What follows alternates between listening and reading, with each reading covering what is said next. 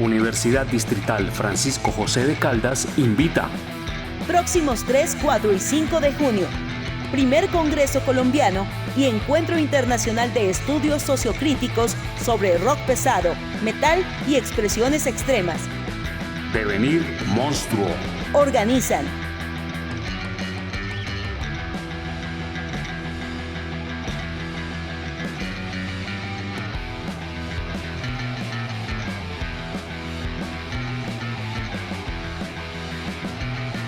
Síguenos en redes sociales. Devenir Monstruo.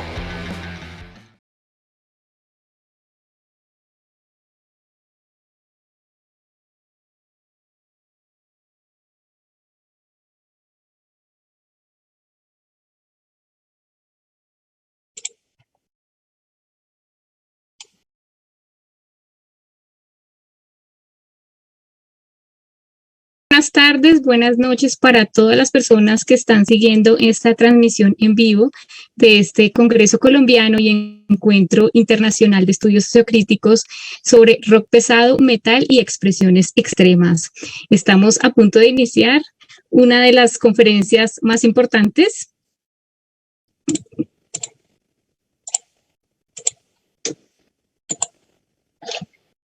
Ay, espérate que algo pasó. Ya, discúlpenme, tuve un error acá de transmisión. Estamos a punto de iniciar una de las conferencias más importantes de este evento a cargo de Manuela Calvo de Argentina, que nos va a ofrecer importantes reflexiones sobre el tema de metal, patria y patriarcado, algunas claves para pensar la escena argentina. Es para mí un gusto presentar esta conferencia.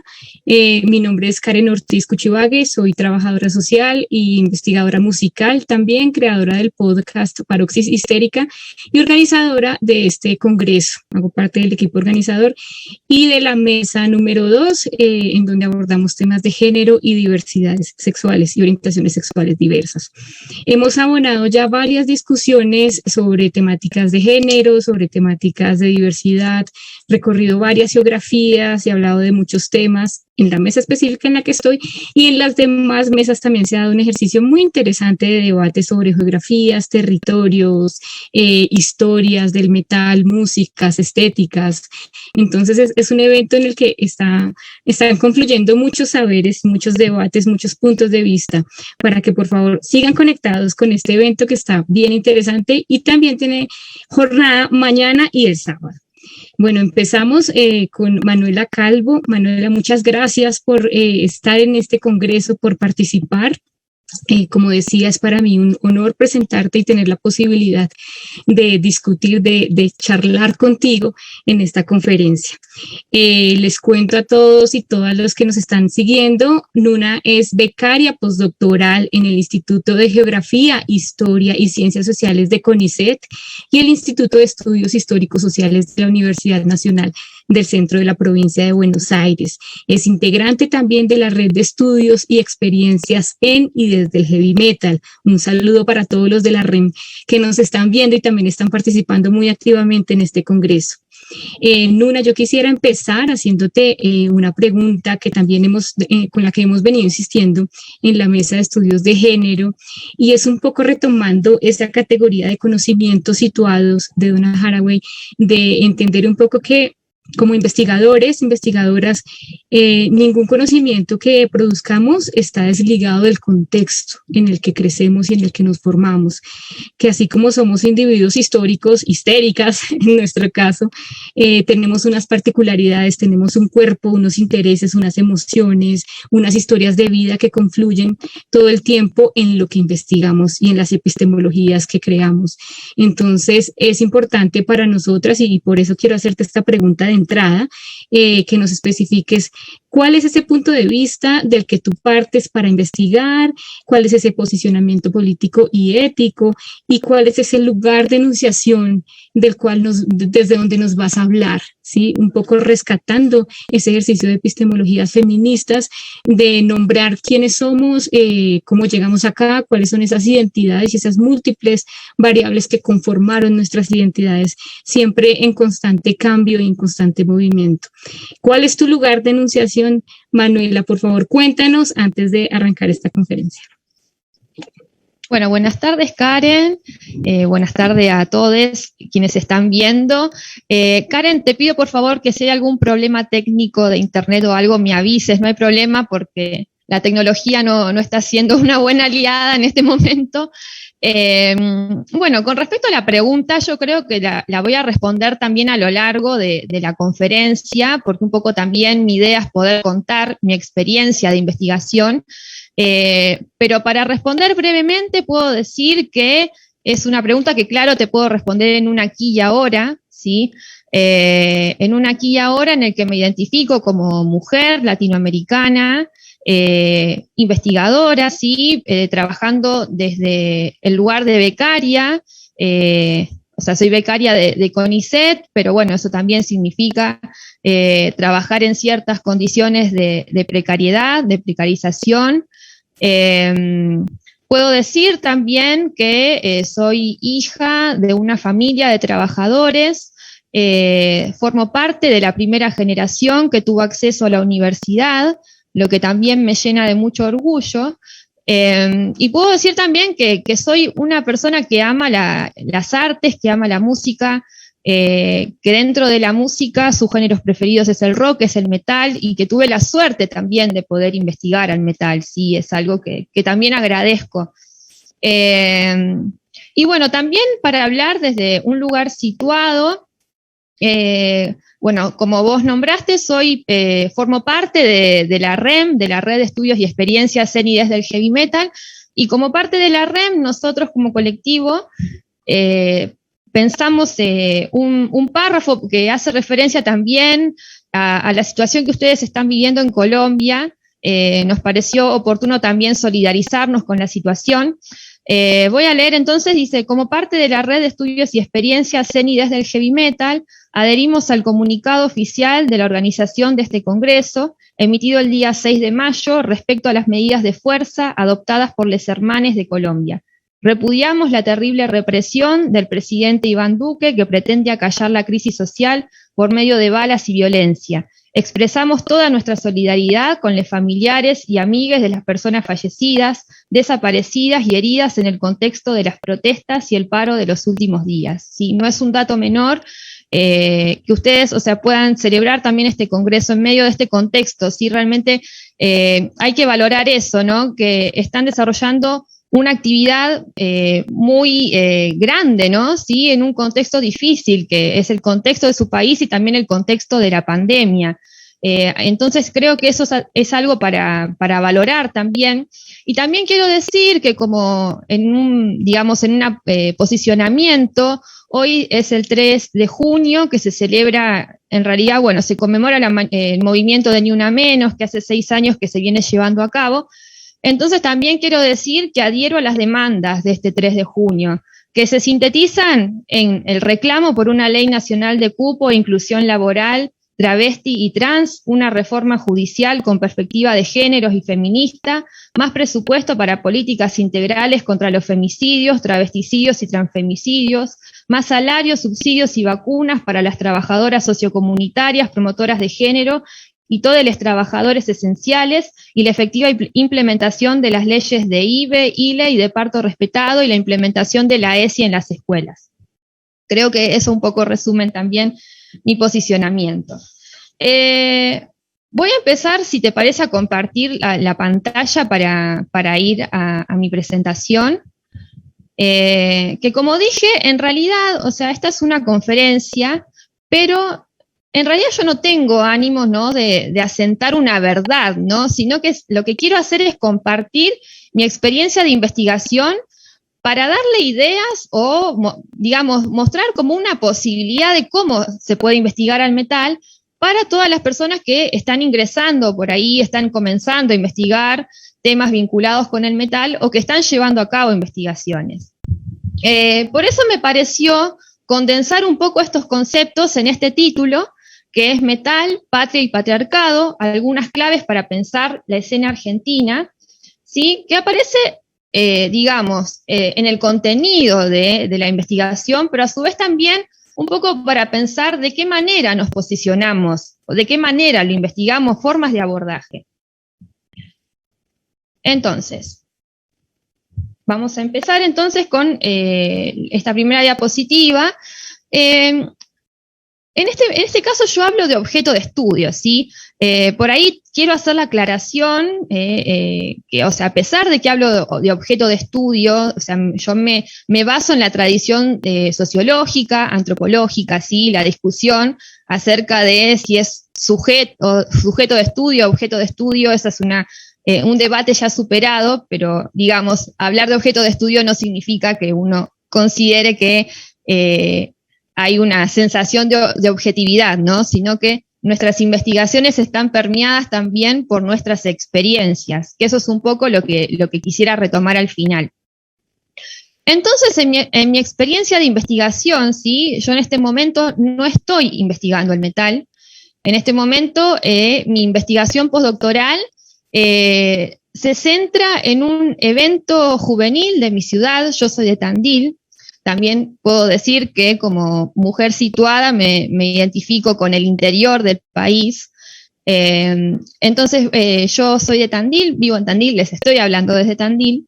Y entonces en mi investigación postdoctoral lo que hago es investigar un evento juvenil, estudiantil, que se realiza desde la década del 60, pero lo estoy haciendo desde una perspectiva de género y de moralidades también.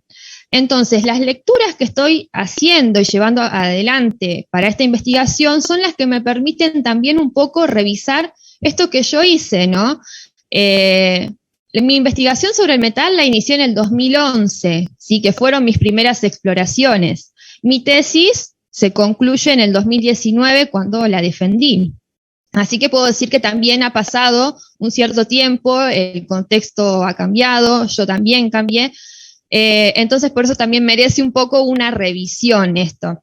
Entonces, en el 2011, cuando tengo mi primera etapa, que es una etapa exploratoria de pensar a ver cómo puedo construir un tema de tesis, en ese momento, como puedo decir también que estoy formada, tengo varias tradiciones disciplinares detrás mío. Primero me inicié en el campo de las letras, luego en la literatura comparada, y luego en la comunicación. De esta manera siento que me puedo identificar más con los estudios culturales, ¿sí? En general, más que con una tradición disciplinar. Pero bueno, dentro de mi historia, de mi trayectoria académica, al comenzar dentro del campo de las letras, mi primera inquietud fue pensar cómo se compara el metal con las obras literarias, ¿no? O con la literatura en sí misma. El primer caso que yo tomé en su momento fue el de la banda Blind Guardian y Tolkien, ¿sí? Me acuerdo que aproveché un poco la ocasión de un congreso de literatura fantástica que se hacía en la ciudad de Córdoba, que fue donde yo realicé mi maestría. Entonces ahí comencé un poco la exploración. Sin embargo, después dije, no, quizás lo más conveniente sea buscar un objeto que tenga que ver con el contexto en el cual me sitúo. Por eso lo primero que pensé fue en Almafuerte, la banda Almafuerte, donde ahí se veía ya una relación directa con el nombre, con Pedro Bonifacio Palacios, el poeta argentino, ¿no? En esta primera etapa también pensé de qué manera abordar esto, ¿sí? Porque no se trataba solamente de música o solamente de letras de canciones. Las relaciones que tenían tanto Blind Guardian con Tolkien como Almafuerte con Pedro Bonifacio Palacios traspasaban lo lingüístico y lo musical. Las relaciones también se presentaban en las tapas de los discos, digamos, en otras materialidades. Por eso en ese momento, teóricamente, me serví de la sociosemiótica con autores como Angenot, como Lopman, que me permitían hablar de otro tipo de materialidades que no eran solamente la lingüística. En una segunda etapa donde ya decidí realmente un objeto de estudio para la maestría, me di cuenta de que las vivencias de los músicos también, su performance en los recitales, también construían, ¿no?, discursos, no solamente las letras de las canciones o las tapas de los discos, sino que también la experiencia de ellos construían, digamos, lo que era metal, ¿no? Pero sin embargo también su experiencia y sus producciones quedaban limitadas. Por eso en ese momento consideré que era conveniente también tener en cuenta a las audiencias, porque las audiencias no eran audiencias pasivas, eran audiencias que también generaban propios discursos, generaban cánticos, generaban banderas, tenían prácticas en los recitales, bueno, el pogo, ¿sí? O el mosh pit, que tanto se investiga. Entonces, digamos, había diversas formas de participación que me parecía que también hacían parte del metal, ¿no? Entonces, en este caso, el objeto de estudio, ¿cómo lo denominé? Metal pesado argento. Pero era la construcción, digamos, es el nombre que la banda Almafuerte le ponía a su música, pero digamos, esto era todo un proceso que no solamente consistía en esto de lo discursivo propio de la banda, ¿no? Sino que era una interacción entre la banda, las producciones y el público, ¿no? Entonces, en ese momento fue necesario abrir un abanico teórico más amplio que no tenía tanto que ver con la sociosemiótica, ¿sí? Que me iba más a lo discursivo. Empecé también a vincularme con tradiciones que tenían que ver con los estudios sociales de la música, con Simon Fried, con Tía de Nora, con esto de pensar a la música como una herramienta para el uso social, para las identificaciones. Entonces, digamos, ahí también se fue conformando un objeto también un poco más amplio, ¿sí? Con otras perspectivas. En la tercera etapa, que es cuando ya, digamos, conformo mi objeto de estudio de doctorado, ahí me doy cuenta que, primero, tomé como punto de partida a Hermética. ¿Por qué? Porque había aparecido de manera muy recurrente en mi trabajo de campo durante la tesis de maestría, ¿no? Entonces ahí yo empecé a pensar en la posibilidad de que Hermética me permitiera descubrir algo más, ¿no? sobre el metal en Argentina, ¿sí? Sin embargo, después fui, digamos, modificando un poco la perspectiva, ¿no? Cómo hacer los recortes. Hermética al final me sirvió como base para hacer el recorte espacio-temporal, porque en sí el objeto de estudio en ese momento fue una escena musical, ¿sí? Fue la escena metálica bonaerense, así fue como la denominé conceptualmente. Esta escena, en realidad, bueno, sí, tomé como marco teórico otras tradiciones, ¿sí? Ahí tuve que utilizar a la comunicación, nuevamente a la sociología de la música, utilicé autores como Howard Becker, Andy Bennett, Antoine Enion, James Lull, Dina Weinstein, Keaton Harris, ¿sí? Para pensar a esta escena, pero la escena no como un recorte de espacio y tiempo de un género musical, sino que era una interacción, se conformaba a través de la interacción y de la actividad de los integrantes. Porque, ¿qué pasaba? Yo en la segunda etapa hablaba de músicos y audiencias, pero a medida que iba investigando, ¿no? Que iba analizando y llevando adelante mi trabajo, me di cuenta de que la escena se conformaba por una gran cantidad y variedad de agentes, ¿sí? Por los músicos, las bandas, sus canciones que formaban discos, productores que producían esos discos, pero que también producían los recitales, las rockerías que vendían los discos y otros elementos vinculados también al metal, como las remeras, accesorios, cuadros. Había periodistas que escribían sobre las producciones de esos músicos, había sonidistas, había plomes, ayudantes, aficionados que consumían esas producciones, pero que a su vez también participaban activamente, por ejemplo, creando fanzines, y aficionados de esos fanzines, ¿no? Entonces la escena, de alguna manera, se conformaba como un mundo de arte, ¿no? Como Howard Becker lo dice, a partir de la cooperación de una red de agentes, ¿sí? No se conformaba solamente por los músicos y les aficionados, no, había otra gran cantidad de agentes y de prácticas, ¿no? También, y de discursos y de producciones, ¿sí? Entonces, para llevar adelante este trabajo, como decía, el recorte me lo permitió hacer hermética, porque a partir de hermética dije, bueno, ¿dónde recorto? ¿En Argentina? No, finalmente decidí hacer el recorte en lo que llamé el área bonaerense, ¿sí? Porque me permitió ahí ver la interacción un poco conflictiva, pero necesaria, que había entre la capital y el interior de una provincia. Además también porque era el espacio que yo tenía más cerca para poder acceder. Y a su vez hermética también me sirvió como recorte en el tiempo.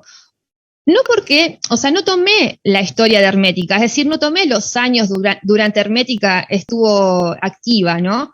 Tomé años que tenían que ver con lo que pasó después de hermética, es decir, tenían que ver con el impacto de hermética en la escena, luego de mucho tiempo. Entonces, el inicio del periodo que tomé para ese análisis fue el 2011, que fue el regreso de Malón, que es una de las bandas que se forman luego de que se disuelve hermética, y finalmente termino el periodo de investigación en el 2017. Pero acá es interesante también mencionar algo. En un principio yo había hecho el recorte hasta el 2016, que era el año en donde yo tenía que entregar mi tesis, ¿no? Tenía formalmente como pauta del doctorado 2016 para entregar la tesis. ¿Qué pasa? Tenía que entregarla el 2017, ¿no? Ya la estaba escribiendo.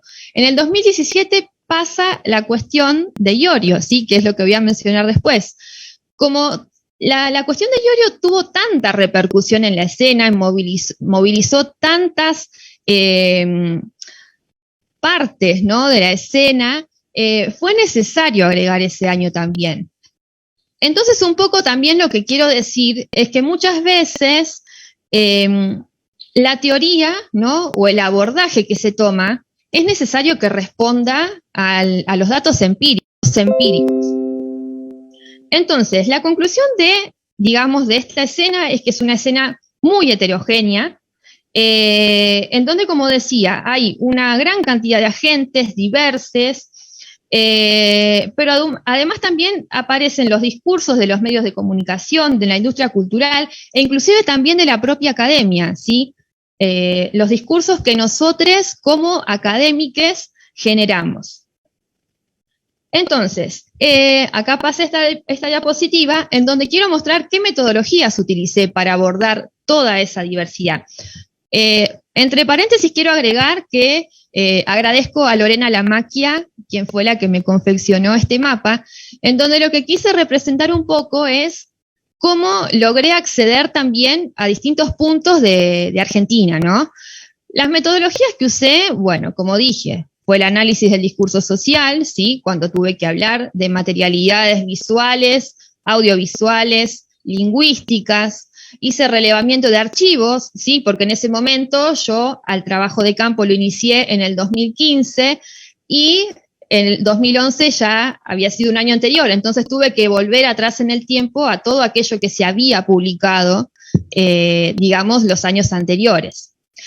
Luego, que fue la metodología más fuerte para la tesis, fue la etnografía multisituada, es decir, no me situé en un lugar en particular, sino que realmente intenté abordar diferentes lugares. ¿Y cómo lo hice? Lo hice de dos maneras. Una puede ser, la puedo llamar directa, y la otra manera es indirecta. La directa fue a través de entrevistas y de la observación participante, que eso creo que también es una característica importante también de la investigación. O sea, realmente viajé a determinados eventos, determinadas ciudades, interactué realmente cara a cara con algunos agentes, y eso también me permitió acceder a otras situaciones, ¿no? No quedarme en la situación de mi propia ciudad o de las ciudades cercanas, no. El hecho de viajar también me permitió conocer lo que sucedía, digamos, en otras partes.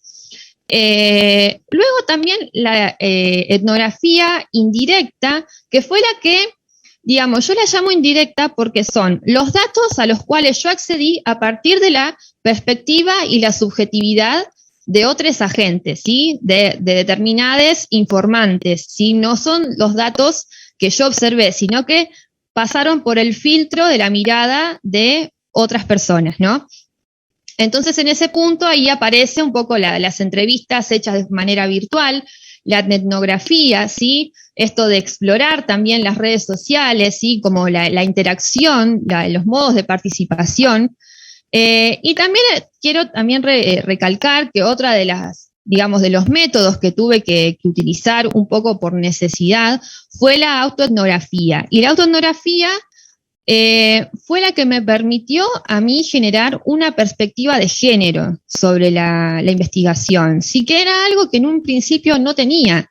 Sin embargo, también un transitar por la escena, por las experiencias, el enriquecerme de lecturas, también me permitió desandar un poco mis caminos y el tránsito por la escena.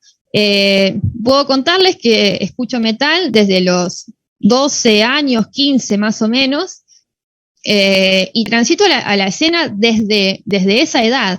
Entonces también tuve que desandar ese camino y ser reflexiva con toda esa perspectiva que tenía. Es decir, que también une como persona aficionada al metal, lleva, ¿no? Naturaliza algunas perspectivas, algunos prejuicios, y a veces es necesario hacer un camino, ¿no? Un poco hacia atrás, de concientización, de memoria, que eso permite también un poco limpiar la mirada para poder analizar mejor, ¿sí? Y no estar tamizado por esto también de ciertos prejuicios. Bueno, entonces, como les contaba recién, la escena se conforma a partir de la actividad de les sujetes en interacción, es decir, que no es una categoría, digamos, abstracta, tampoco es un recorte forzado, sino que aparece a partir de la interacción, y que esa interacción no se da solamente en un espacio estanco, ¿no? Sino que hay una interacción que a veces es extendida, ¿sí? Por ahí podemos recuperar algunas categorías como las de Andy Bennett, de Keaton Harris, ¿no? Decir que hay diferentes capas, ¿no? De interacción entre lo local, lo translocal, lo virtual, lo cara a cara. Es decir, que un poco también esas teorías me permitieron pensar en esto, ¿no? Digamos, de lo indirecto. Entonces, bueno, para poder hablar en esta conferencia, yo pienso, bueno, tengo mi investigación situada en lo que sucede entre la capital y la provincia de Buenos Aires. Sin embargo, algunas características podrían pensarse en una escala mayor, ¿sí? Entonces, voy a tratar de pensar un poco sobre la escena metálica argentina, a partir también de estos datos que tengo, y de la revisión que hago de esos datos y de esas perspectivas de investigación. También lo que quiero es proponer, digamos, nuevos interrogantes o formas de abordaje que podrían ser, digamos, nuevas propuestas para el futuro, ¿no? Bueno, como ya se dijo en varias mesas de este congreso, ¿sí? Lamento que no pude verlas todas, de hecho eran muchas simultáneas, y lamento, voy a verlas cuando pueda, cuando estén grabadas. Pero bueno, dentro de las mesas que pude observar y de las ponencias que vi, hay una característica repetida, que es pensar en esto del metal como una contracultura, ¿no? El metal a partir de la transgresión, ¿no? Como ya lleva esta característica, la categoría de metal, ¿no? Me gustaría por ahí reformularla a mi manera y decir que entonces el metal funciona como una herramienta para pronunciarse en contra de algo, ¿sí? Pero en este caso no es cualquier algo, sería distintos sistemas de dominación, que en general los que más conocemos o los que más se han visto dentro de los estudios que hay hasta ahora son, por ejemplo, sistemas de dominación como la Iglesia o el capitalismo, ¿no? Sin embargo, como hablaban hace un momento también en la mesa de construir el monstruo, pareciera que no termina de ser una contracultura el metal. Y en el metal argentino realmente también pasa esto, ¿no? Porque lo que yo veo es que el metal no se opone a estos dos sistemas, ¿sí? no se opone ni al Estado-Nación ni al heteropatriarcado, ¿sí? Por eso es que nombré un poco la conferencia como Patria y Patriarcado también para tener ese juego de palabras, ¿sí? Pero son dos instituciones a las cuales pareciera que no le discute, o al contrario, sí, tal vez les discute y ahí se generan, digamos, una pluralidad de perspectivas en los propios agentes. Entonces, bueno, esta fotografía la saqué yo en mi trabajo de campo, que me pareció muy relevante, ¿no? El hecho de que aparece la identificación, ¿no?, de Hermética con la bandera argentina. Y esto es algo muy recurrente, ¿sí? Digamos, estos agentes, estos aficionados, deciden identificarse con la bandera argentina, lo cual también es problemático, ¿sí? Entonces, en el primer eje, que tiene que ver con el Estado-Nación, voy a hablar de lo que serían las identidades nacionales, ¿sí? Identidades nacionales que aparecen en la escena y que son múltiples, diversas, complejas, ambiguas y conflictivas. Voy a hablar de la cuestión de Iorio, pero un momento me vuelvo a detener en esta fotografía. La idea de Estado-Nación fue definida por Benedict Anderson como una comunidad imaginada. Y esta tradición es la que también retoma Keikan Harris cuando habla de las escenas, ¿no?, de las escenas del metal. ¿Por qué es una comunidad imaginada? Porque también hay unos límites, sí hay unas fronteras que contienen esas comunidades. También me gustaría rescatar un poco la mirada de Nelson Varas Díaz y de Niall Scott, que también hablan del metal como una comunidad, pero tiene una característica particular, que es que no se identifican con una ideología en particular, ¿no? Digamos, el metal como categoría global aparece en realidad vinculado a una idea del metal como la bandera, ¿no? El metal como bandera política. Pero bueno, ¿qué pasa en la escena argentina? El metal aparece también como una herramienta para construir la identidad argentina, ¿sí? Como en este caso, Hermética, el metal de Hermética permite, ¿no?, que estos agentes se identifiquen con esa bandera, ¿no? Pero esta, digamos, construcción identitaria tiene, digamos, algunas complejidades que se vinculan también con las diversas tradiciones y las diversas miradas que hay en el propio país acerca de la nación y acerca del nacionalismo, ¿sí? Y estos problemas en realidad no son intrínsecos al metal, ¿sí?, sino que también se pueden observar en otros campos culturales. Por ejemplo, podemos mencionar la investigación sobre el nacionalismo y el fútbol de Pablo Alabarces, de la construcción de nacionalismo en el jazz de Berenice Corti. Podemos también hablar de la identidad argentina en el rock argentino, con autores como Pablo Vila, Martín Liut. O sea que realmente esta cuestión de la identidad nacional no es una característica solamente del metal, sino que, digamos, es una característica que aparece en el país en diferentes objetos culturales y que también aparece en el metal. Un poco también porque las propias bandas también van construyendo, ¿no?, formas locales de metal. Y en este caso, Hermética sería una de las más representativas en esa operación. Acá se podría también pensar una cierta contradicción, ¿no? Porque el metal, como también lo nombraban en otra mesa, el metal es un género musical blanco, occidental, que se origina en el contexto de la globalización, que se caracteriza por la electricidad, lo electrónico, ¿sí? Y esto por ahí puede contrastar con la historia de Argentina como un país latinoamericano con historia colonial. Entonces también esto genera, digamos, otra complejidad más sobre la cuestión. También podemos decir que estas identidades argentinas son múltiples porque en efecto en Argentina hay una gran diversidad de miradas sobre el nacionalismo y sobre la identidad nacional. Por ejemplo, en el caso que yo mencioné de la provincia de Buenos Aires, La identidad argentina tiene que ver mucho con el predominio de lo rioplatense. En general, la provincia de Buenos Aires se construye también a partir de la identificación con la inmigración, ¿sí? Y es una provincia en donde las comunidades originarias están muy invisibilizadas. Entonces esto también genera modos de identificación nacional que son diferentes a los que podrían pasar en otras provincias, en donde, por ejemplo, las comunidades originarias tienen una visibilidad mayor. Entonces, digamos, les pobladores de esos lugares, digamos, se puede identificar más fácilmente también con, digamos, lo nativo. Pero en el caso de la provincia de Buenos Aires, un poco también aparece, digamos, una especie de borramiento también de esa historia, ¿no?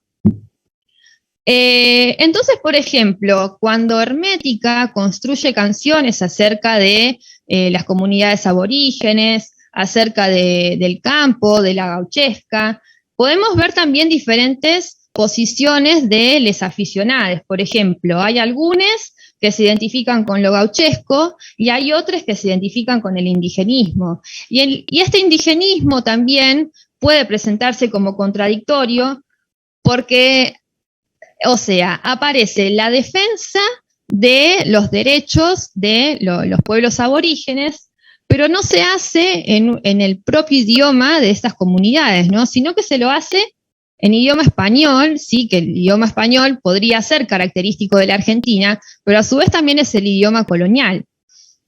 Y a su vez también se lo hace a través del metal, que, como ya recién decía, es una música que posee este carácter de blanca y occidental.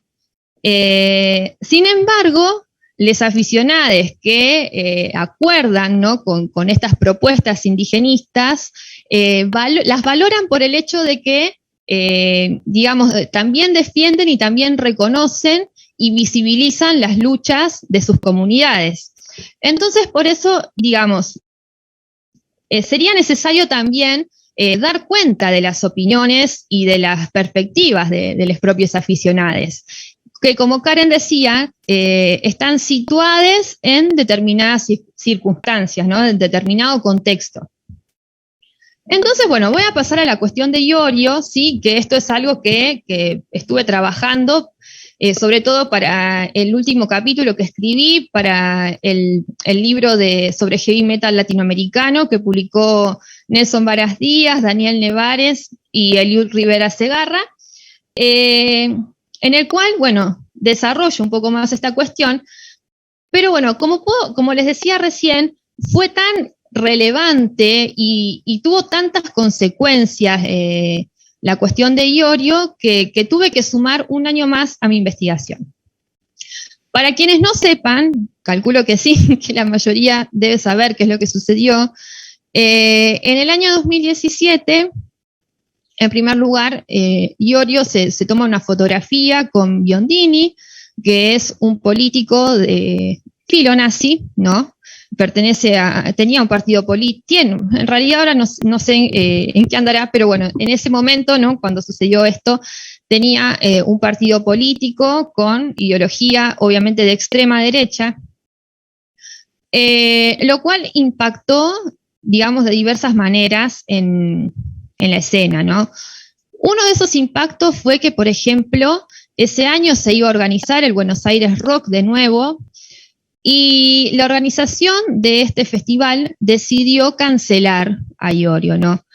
Entonces, a partir de eso también hubo una serie de manifestaciones, ¿sí?, digamos, de fans aficionados a Iorio, que decidieron manifestarse a favor, sí, consideraron que eso se trató de un acto de censura, pero también en el extremo opuesto, que es, por ejemplo, el cartel que se ve, que es de Isidro Casanova, Iorio iba a dar un recital en esta, digamos, acá, y la gente que hace, pega sobre los afiches este cartel que dice: fuera Iorio facho, amigo de la yuta, el metal no se mancha, un poco también parafraseando a Maradona, ¿no?, con esto de la pelota no se mancha. Entonces también es una reacción muy clara también, digamos, de la audiencia.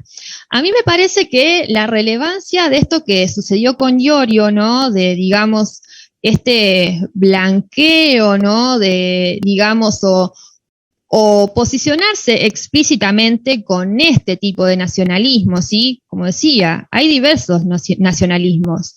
Iorio decide posicionarse con este, que tiene que ver con la extrema derecha, con el fascismo, ¿no? Con la discriminación, con el racismo, con la misoginia, lo que fue condenado, ¿no? Por una gran cantidad de agentes, ¿no?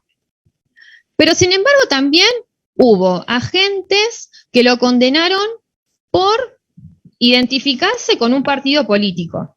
Y acá aparece un poco esto, la ruptura de que él traiciona la bandera del metal, ¿no? Que el metal supuestamente es apolítico y no tiene que identificarse explícitamente con ninguna ideología.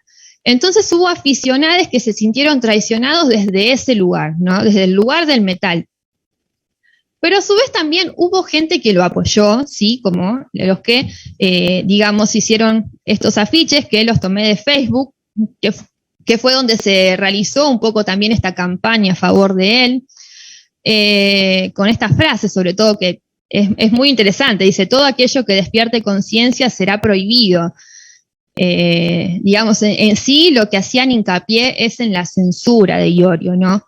Pero bueno, como hace un rato explicaba Adela Núñez también en su ponencia, esta mirada que se tiene sobre lo nacional es una mirada que es romántica con respecto a la tradición, ¿sí? Que tienen esta noción de, digamos, de defender la pureza del pasado, pero a su vez también construyen una identidad argentina que se muestra como postcolonial. O sea, el hecho de que Argentina es un Estado-nación que se conforma después del virreinato. Entonces también la identificación aparece, ¿no?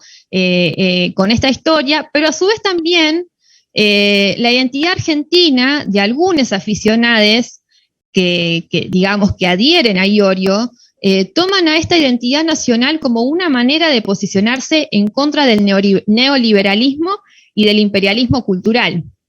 Entonces lo que puedo decir es que estas operaciones, ¿no? de construir la identidad nacional son realmente muy diversas, son heterogéneas, inclusive son muy contradictorias en sí mismas, hasta podrían pensarse como opuestas. Pero bueno, como digo, o sea, la teoría tiene que responder un poco al dato empírico, ¿sí? El dato empírico es este. Les aficionados también, ¿no? Muestran una diversidad. El otro eje era el eje que tenía que ver con el heteropatriarcado. ¿Y cómo se presenta? Bueno, se presenta a partir de, bueno, digamos, de la operación de género, ¿no? La operación de construir identidades de género a través del metal. O sea que el metal podría decirse que es una herramienta para construir identidades políticas y también una herramienta para construir identidades de género. En este caso, se puede observar esto, el predominio del binario heteronormativo, ¿sí? De la matriz heterosexual, del androcentrismo. Y esto se ve, o sea, realmente hay una situación de desigualdad entre las mujeres y las diversidades con respecto, sobre todo, a los varones cisgénero. Y esto lo vi en varios ejemplos. Acá voy a mencionar solamente dos. Por ejemplo, en el caso del pogo, que esto también es una fotografía que tomé yo en mi trabajo de campo, acá se ve, en el fondo está el pogo.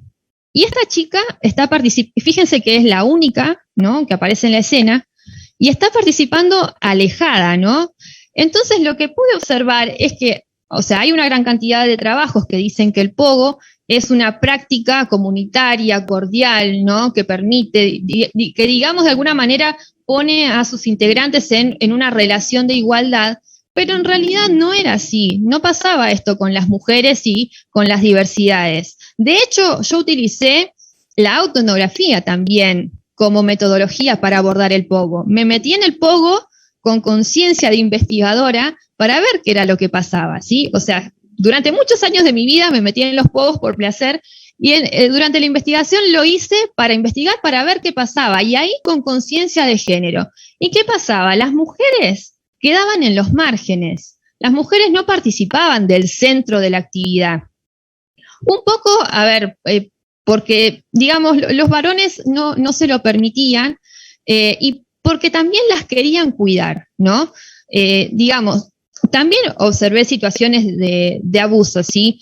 Pero lo que quiero decir, las mujeres quedaban en los márgenes, un poco también parafraseando a Bell Hooks, las mujeres y las diversidades quedaban en los márgenes de esta práctica que supuestamente era integradora.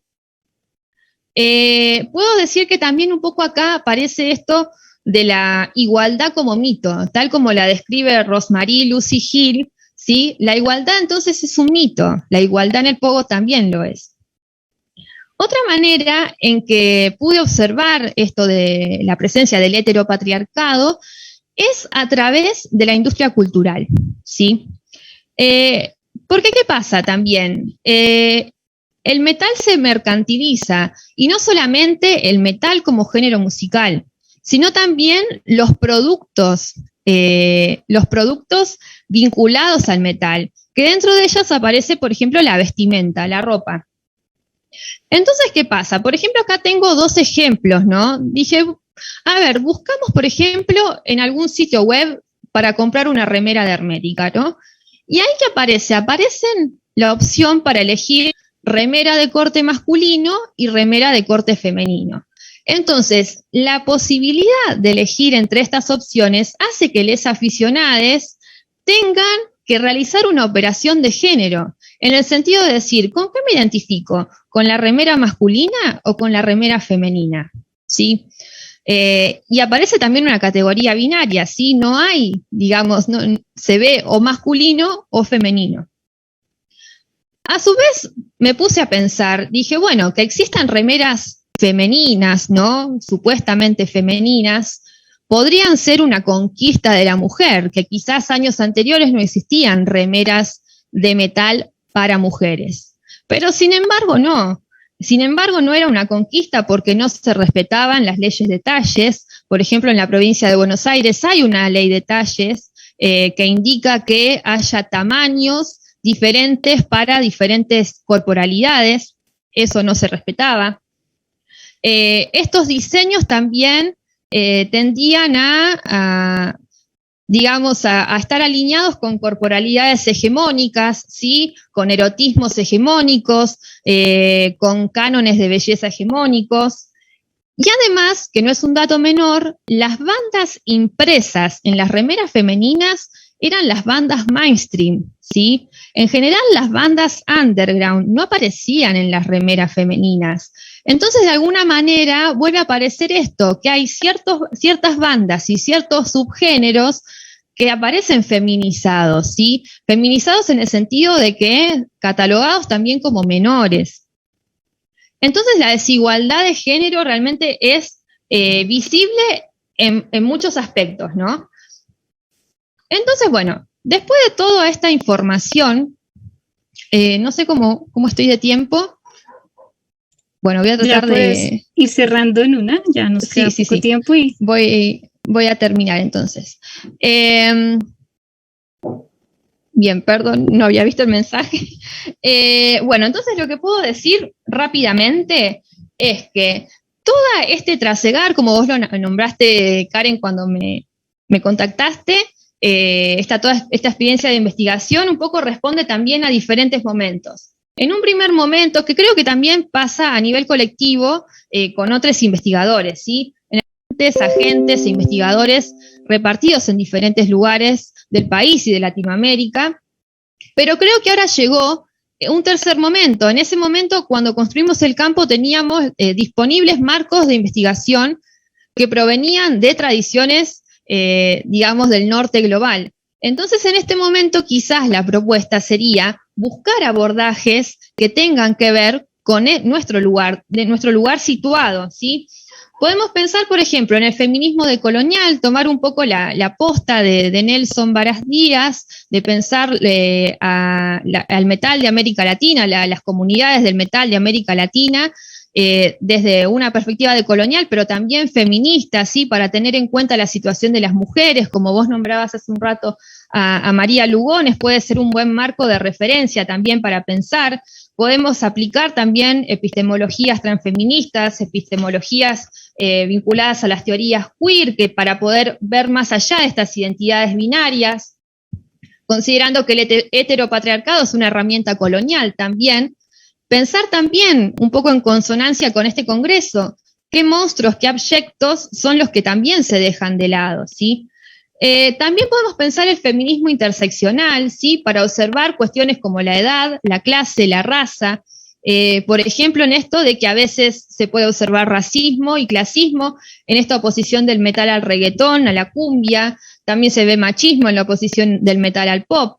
¿Sí? Es muy relevante en este caso también el trabajo de Melina Santos. Y un ejemplo cortito que me pareció que podía ser un punto de partida también, que para analizar en un futuro, encontré este caso que son las Madres Metaleras del Norte, que es un colectivo de madres de Jujuy. Un poco me sirvió tu trabajo, Karen, sobre las madres de Plaza de Mayo, de pensar esto de el proceso de socialización de la maternidad como una forma también política.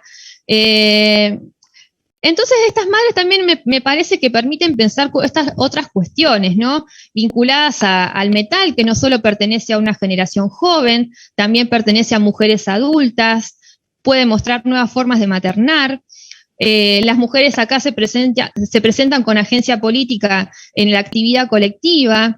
En este caso hice una pequeña entrevista a una de las integrantes del colectivo y en general ella me afirmó que para ella el metal es una familia, ¿sí? En un momento yo también analicé que el metal como familia era patriarcal, pero sin embargo no, porque también la familia puede ser una forma social que confronta la individualidad que propone el capitalismo, ¿sí? Entonces habría que ver también de qué maneras analizar. Por ejemplo, esta mujer pertenecía a una comunidad originaria también, entonces también la maternidad tiene otro valor que viene también de lo ancestral.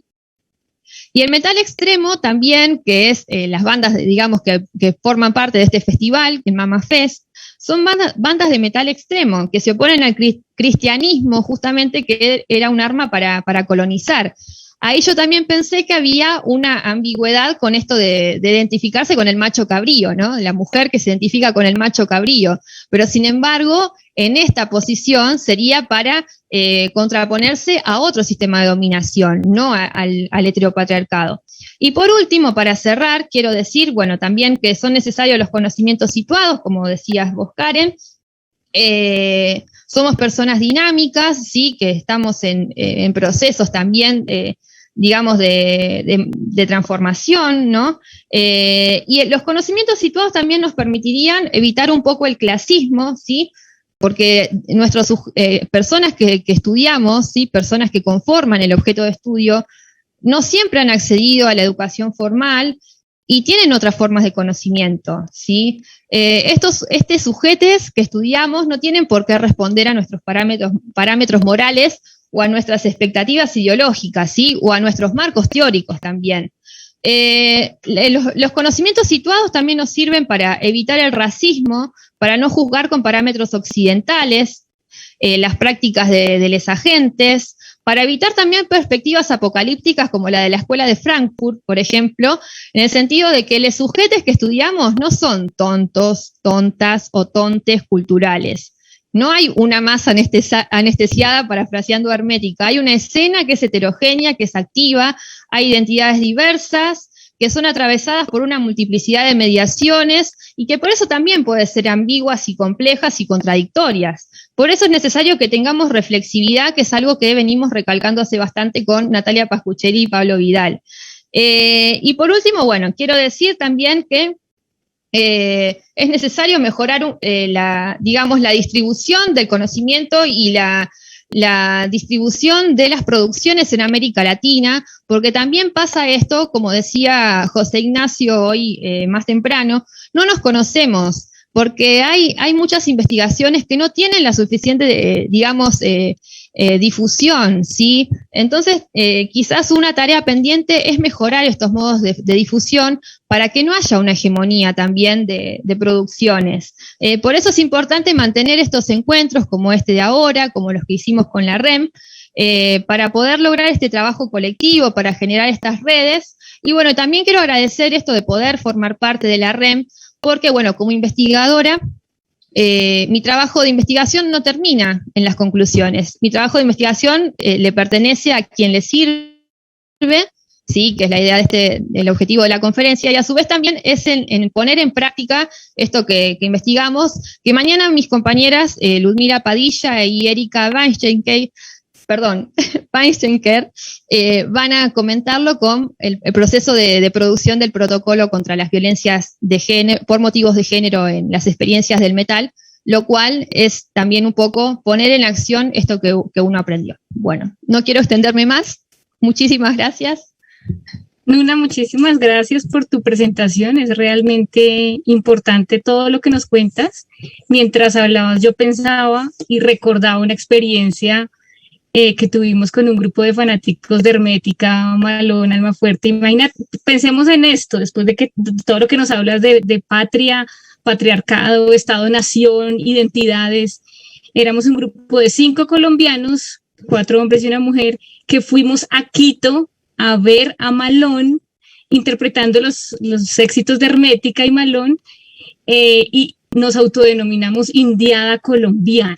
Un poco pensándonos, imagínate esta locura, o sea, y lo recordaba ahora con mi hermano, éramos la Indiada Colombia en Quito, viendo a Malón y cantando los éxitos del ácido argentino. Entonces era bien interesante cómo se construían ahí, y tal vez estábamos mudando identidades en una misma Suramérica, en un mismo cono sur, y absolutamente representados por las letras de Hermética, ¿no? Por Memoria de Siglos, por La Revancha de América, por Gil Trabajador, o sea, todas esas canciones que configuran una identidad para ustedes los argentinos en un momento de sus vidas, resulta que también configura unas identidades para nosotros como colombianos, tal vez que conocimos Hermética un poco tiempo después que ustedes, pero también alcanzamos a encontrarla y a conocerla en un momento de nuestra adolescencia y de nuestra vida un poco más adulta. Pero mira, eso tan curioso, y que lo estaba recordando, cómo funciona, valdría la pena pensar cómo funcionaría, cómo opera ese tema de identidades, de fronteras, con una banda que sí tuvo, digamos, su ciclo de vida. Bueno, conocemos la historia de lo que pasó después con Almafuerte y con Malón, pero que sí rompió fronteras. Y mira, como en nuestro caso, en un caso muy específico de unas experiencias de fanáticos colombianos, ayuda a construir unas identidades. Y por eso yo te decía, hoy me voy a poner la camiseta de Hermética, que era de hombre, y efectivamente hice un ejercicio de recorte. Tú tienes ese ejercicio hermanado con la camiseta de Masacre, y es un poco para entender, y me encanta pensar esto en cómo se rompen fronteras también, y podemos también mudar esas identidades a través de la música y de mensajes que son bien importantes. Toda esta última parte que mencionas me parece genial, la posibilidad de cuestionar la tesis que uno ya tiene y el trabajo investigativo que ya adelantaste, que además tiene unas fases supremamente extensas y un trabajo muy comprometido y riguroso, y es muy interesante ese nivel de autocrítica, ¿no? También de un trabajo que ya está montado y que tiene una cantidad de años, pero sí, surgen muchísimas preguntas cuando pienso un poco también en ácido argentino, pienso en Abya Yala y en toda la propuesta de los feminismos del sur, de coloniales, locales, barriales, de las mujeres pobres, de las mujeres de frontera, que también tendrían mucho para decir frente a todo este tema de esa revancha de América, o de esa América que sigue resistiendo, ¿no? Y también agradecerte, Nuna, por el mensaje que envías a Colombia. Sí, estamos en una situación supremamente compleja, difícil, en donde también las violencias de género y las violencias sexuales no se reconocen por el Estado, y los cuerpos de las mujeres parece que no importan, ni en el marco de esta protesta, ni en el marco de un Estado-nación colombiano, porque parece que los cuerpos de nosotras y todas las afectaciones en términos de violencia pasan a un segundo plano. Nuna, muchísimas gracias por tu conferencia, por todas las preguntas, las ideas que nos dejas, las reflexiones. Seguramente nos vamos a encontrar en este camino académico y en este camino musical más adelante. Ya podemos ir cerrando para dar paso a la conferencia siguiente de este congreso. Percepciones de la mirada europea al rock y el metal en Colombia, por Juan Carlos Mendoza, Juan Sabat, y modera Carlos Fabián Rodríguez. Universidad Distrital Francisco José de Caldas invita. Próximos 3, 4 y 5 de junio. Primer Congreso Colombiano y Encuentro Internacional de Estudios Sociocríticos sobre rock pesado, metal y expresiones extremas. Devenir Monstruo. Organizan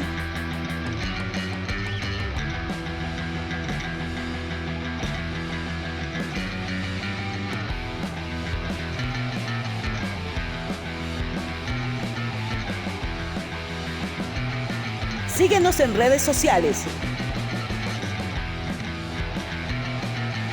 Devenir Monstruo.